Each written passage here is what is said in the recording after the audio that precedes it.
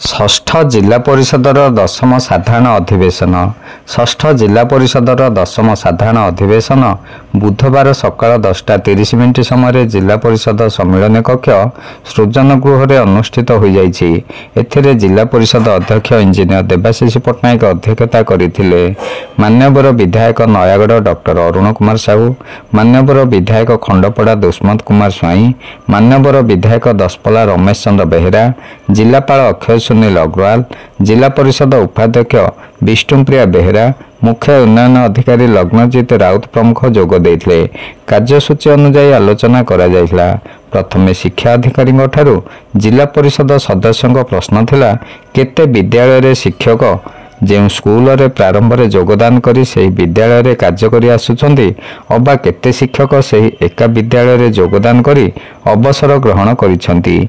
जेहेतु शिक्षा विभाग रो बदली पॉलिसी नाही तेणु से सब अनुध्यान करिया को पड़ियो बोले अतिरिक्त शिक्षा अधिकारी कहिथिले। एहा परे जिला वन विभाग को जिला परिषद सदस्यों विभिन्न प्रश्नर उत्तर संतोषजनक नथियारु पर एहार समीक्षा करा जायकु रहिला। एहा परे कृषि विभाग एवं तांको सह उठा जलसेचन विभाग को तथ्य मगा जाइथिला।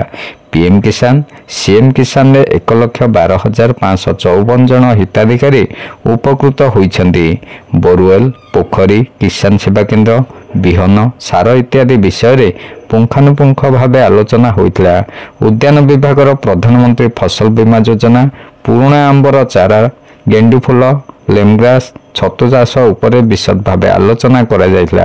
ग्राम्य उन्नयन 1 और ग्राम्य उन्नयन 2 अंतर्भुक्त विभिन्न सड़क मरामती एवं संयोगीकरण उपरे जिलापाल एवं मंचासीन अतिथि माने आलोचना करी से सबुर त्वरित समाधान करिया को परामर्श देइथिले। जिलापाल जो सब कार्यर समाधान होई पारि नाही से सब को ठीक भाव कार्यकारी करिया को विभागीय अधिकारी को परामर्श देइथिले एवं अधिकारी मान को सहयोग करिया को जिला परिषदर सदस्य मानक सहयोग लोड़ीथिले।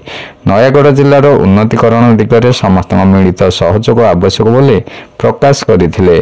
स्वास्थ्य विभाग विभिन्न विषय रे समीक्षा करा जाइथिला।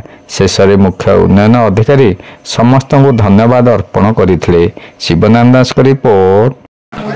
जिला परिषद दशम साधारण बैठक आयोजित होता नयागढ़ जिला परिषद सूचन एटी मान्यवर विधायक नयागढ़, मान्यवर विधायक खंडपड़ा, मान्यवर विधायक दशपल्ला उपस्थित थे।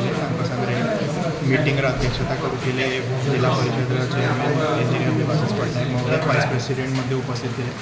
सब विभागीय अधिकारी मैंने संगे आज एजेंडा हिसाब से विभिन्न विभाग डिस्कसन होती वन विभाग, स्वास्थ्य विभाग, आरडी सब डिस्कसन जो विभिन्न मैंने कम डिपार्टमेंट हवा कथा जमीक आरडी एग्जाम्पल देवी किसी रोड डेवलपमेंट तार रिव्यू कर डिस्कसन विभागीय अधिकारी मानक इंस्ट्रक्शन दि जाए कि जो आज निष्पत्ति होती त्वरान्वित करेंगे से प्रोजेक्ट को शीघ्र सारे मैंने सब विभागीय अधिकारी मानक इंस्ट्रक्शन दि जाए कि मीटिंग रे से जिते बड़े भी आसवे सब तथ्य धरिकी आसवे आउन प्रश्न ऑनरेबल मेंबर किए पचार तार उत्तर से ठीक भाव में देवा कथा। ता छड़ा मेन आमर रोचे कि जो भी काम माने मेन यार ऊपर प्रश्न हो एक्सपेक्ट करके प्रायोरिटी देखिए काम को सारी कथा। अभी मुझे भिडियो को पाइली बोधे आज प्रथमाष्टमी गोटे फेस्टिवल भी अच्छी से बहुत लोग बोधे एबसेंट अच्छा बट एमती कौन सी ये नहीं कि से मीटिंग अटेंड करेंगे नहीं एमती कौन सी जिन